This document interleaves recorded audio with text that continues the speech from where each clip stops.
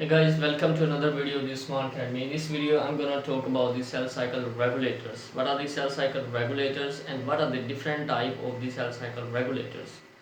But firstly, I would recommend you that watch my previous video that is on the cell cycle checkpoints. If you understand the cell cycle checkpoints, then you can understand this topic.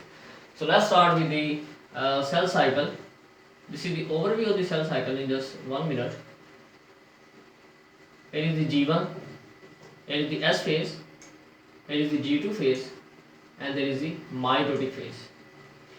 The cell passes through these events: G1, S phase, G2 phase, and the mitotic phase. And there are the different checkpoints that is present on the different stages. There are the three main checkpoints that is present. First is that is present on the G1 checkpoint, and second is on the G2, and third is on the mitotic phase. So there are the three main checkpoints that is present throughout the cell cycle. So what are the regulators? There are the two main type of the regulators, positive and the negative.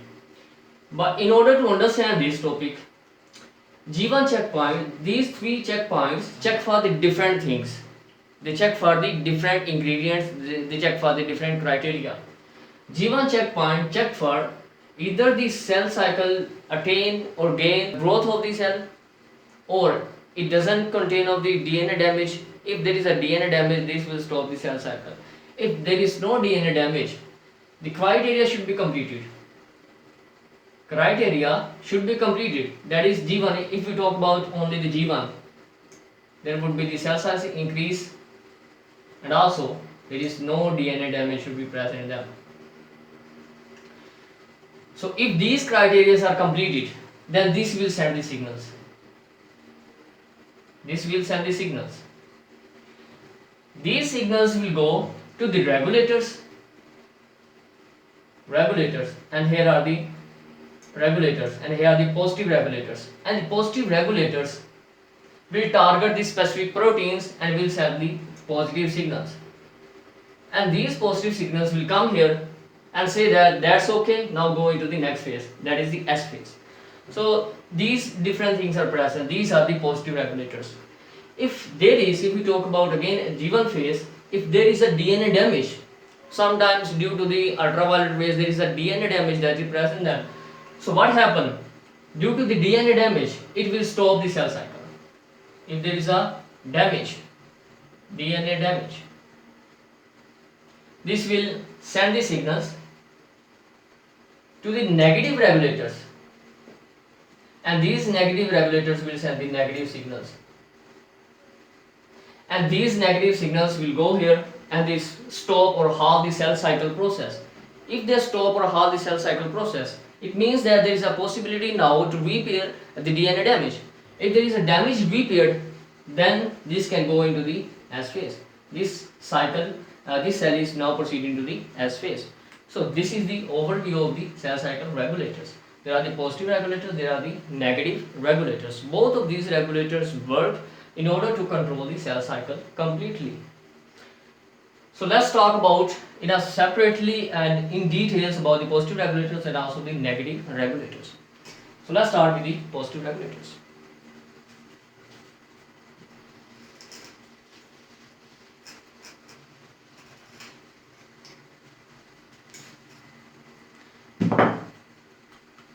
Positive regulators.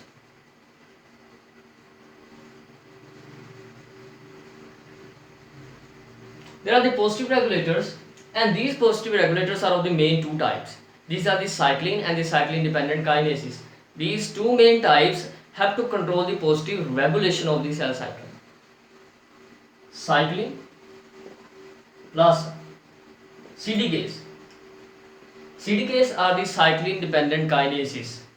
While the cyclins are part of the proteins that are very important part of the proteins that always work. These both type of the proteins always work with each other in order to control the positivity of the cell cycle. These are the cyclin dependent kinases. Kinases are the enzymes or the proteins that phosphorylate the specific target proteins. If the target protein is phosphorylated, it means that the target protein is activated, And if something is activated, it means that this is sending the signals. If something is sending the signals, it means that this is sending the signals for the cell to proceed into the S phase. So this is the happening. If we see in the diagrammatic way, so let's start. Here is the CD case and here is the cycling. This is the cycling and this is the CD case. This cycling and the CD case invite the kinases enzymes to attach to them. Kinases will attach to them, and these kinases will phosphorylate, and these will attach the phosphate group. In the next stage, what happens? In the next stage, these kinases will give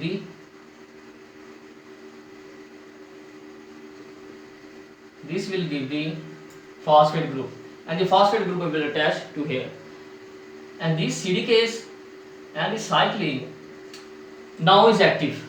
If the phosphate group is attached, it means that it is now active. And if something is active, then it will attach to the target proteins. Here it will attach to the target proteins.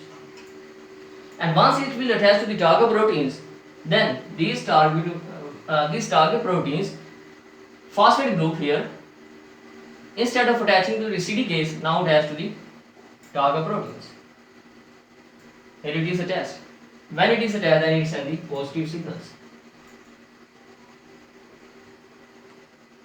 Hope you understand this. Cycline and the CDKase always work with each other. If something is not, for example, if the CDKase is not present and cycline is alone, then this will not work. Cycline and CDKase always work together to control positively the cell cycle.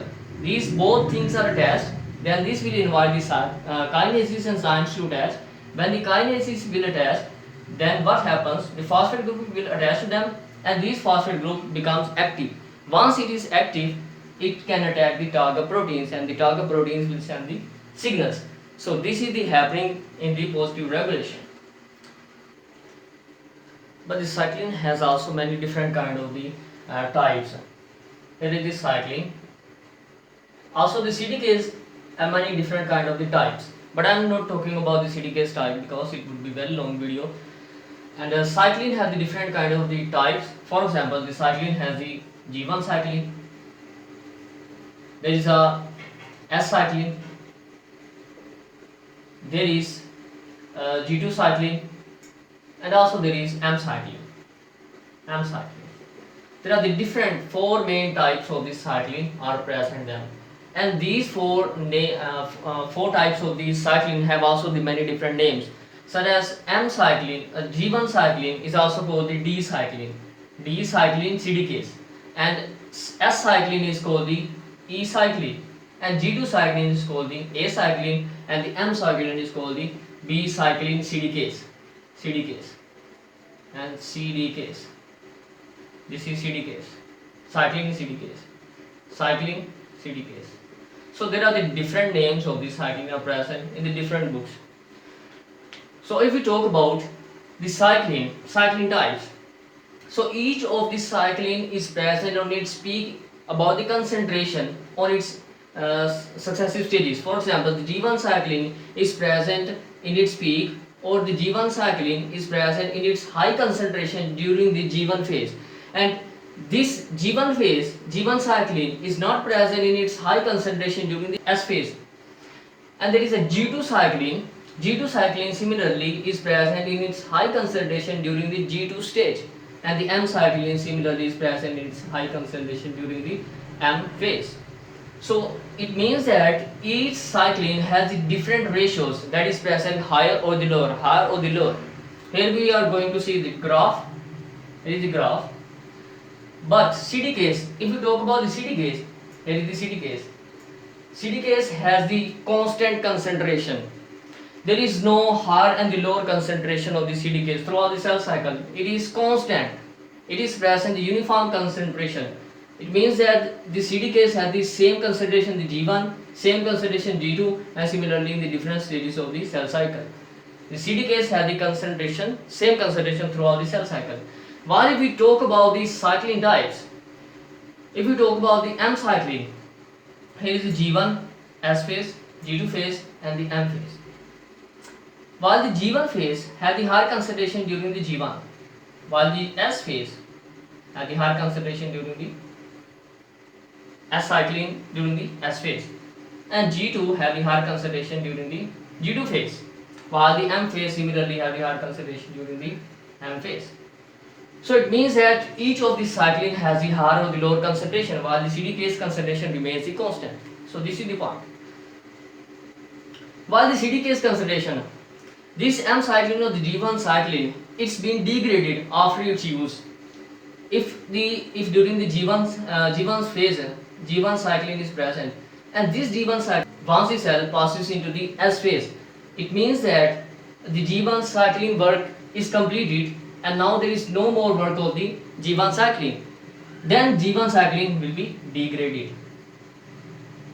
Similarly, M cycling, when it's completed work, then it's been degraded.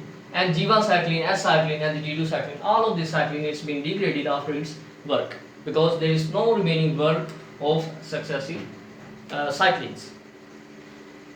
If we talk about M cycling, how the M cycling is being regulated. How the M cycling means that the one cycle proceeds here and the cell is here, and it has to now proceed into the mitotic phase and complete into the anaphase and telophase. Prophase, metaphase, anaphase and telophase means that the cell is present here and he has to complete the prophase, metaphase, anaphase and telophase. For example, there is M cycling. If we take an example of the M cycling always work with the specific kind of the CDKs. All of the cyclings are very specific.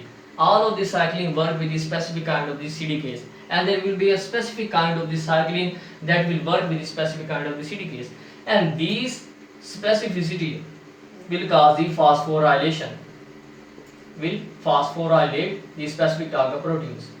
Phosphorylation, and when these phosphorylation, then this will send the positive signals, and these positive signals will cause the cell to move through the M phase into the telophase, and then cell is being duplicated or divided. So this is the whole scenario of the positive regulators. Hope you understand this all the topic. If you have any question, please go into the comments and subscribe my channel.